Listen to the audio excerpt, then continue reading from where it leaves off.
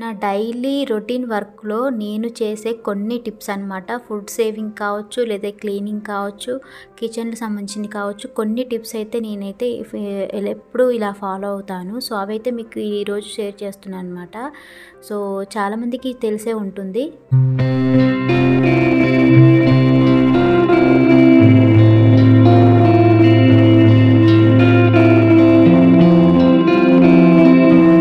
Hi everyone, welcome back to my channel. So ఈ video మీకు thumbnail చూసే ఉంటారు కదా. సో మనం డైలీగా రొటీన్ వర్క్లో నేను చేసే కొన్ని kitchen tips and food saving సంబంధించిన కొన్ని నార్మల్గా నేను ఎప్పటికీ చేసే టిప్స్ అయితే మీకు చూపిస్తున్నాను అనమాట. ఇలా నేను ట్రేలో ఒక పేపర్ వేసి స్టవ్ పక్కన ఇలా పెడతాను అనమాట.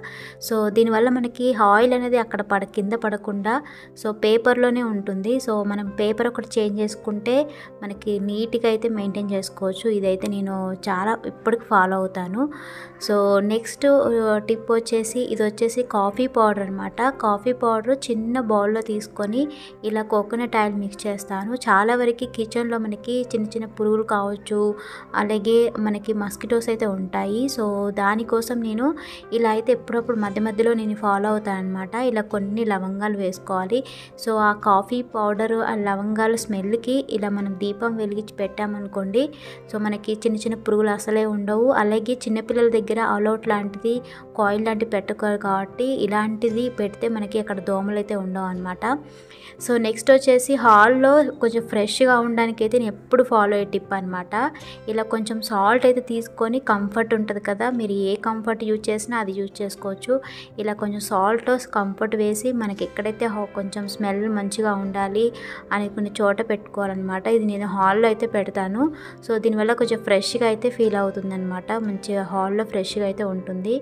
సో నెక్స్ట్ వచ్చేసి చాలా వరకు గ్లాసెస్ కానీ, లేదంటే మనకి బాత్రూమ్ మిర్రర్స్ కానీ, గ్లాసెస్ కానీ చాలామంది క్లీన్ చేయడానికి కాలిన్ లాంటిది పెద్ద పెద్దగా వాడుతూ ఉంటారు కదా కెమికల్స్. సో నేనైతే ఎప్పుడు ఇదే ఫాలో అవుతాను అనమాట.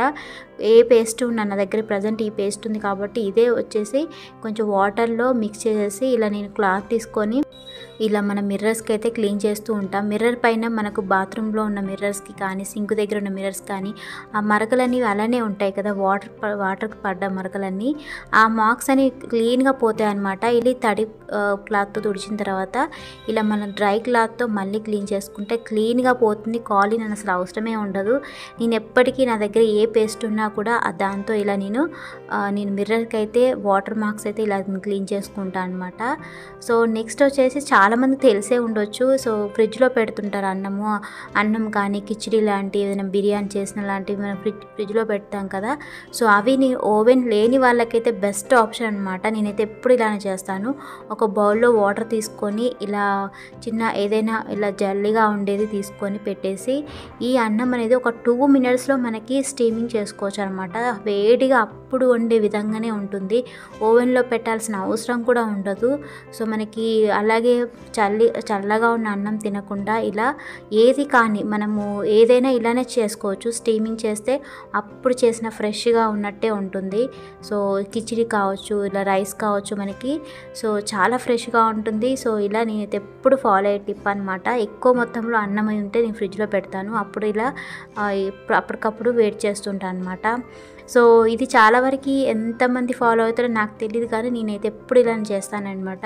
స్వీట్ కార్న్ అయినా నేను ఎప్పుడే 2 మినిట్స్లో నాకు బాయిల్ కావాలంటే ఇలా నేను కుక్కర్లో వేసేసి కొంచెం లైట్గా వాటర్ వేసేసి కొంచెం సాల్ట్ వేసేసి ఒక 2 విజిల్స్ వస్తే చాలు, అంతే. సో 2 మినిట్స్లో మనకి తొందరగా బాయిల్ అయిపోతుంది అనమాట. సో నేను మామూలుగా అయితే అస్సలు బాయిల్ చేయను. ఇలా గ్యాస్ సేవ్ చేసుకోవచ్చు. సో ఇలా నేను కామన్గా చేసే టిప్స్ అనమాట. మీలో ఎవరైనా నాలాగా ఇలా మీరు టిప్స్ కనుక మీరు ఫాలో అయితే నాకు కామెంట్ చేయండి. సో ఇక్కడ పాలు అనేది అప్పుడు విరిగిపోతాయి అనమాట. విరిగిపోయిన పాలను అస్సలు పడేయను. సో చాలామంది పడేయరు, బట్ నేను చేసేదైతే ఇదే అనమాట ఎప్పుడు.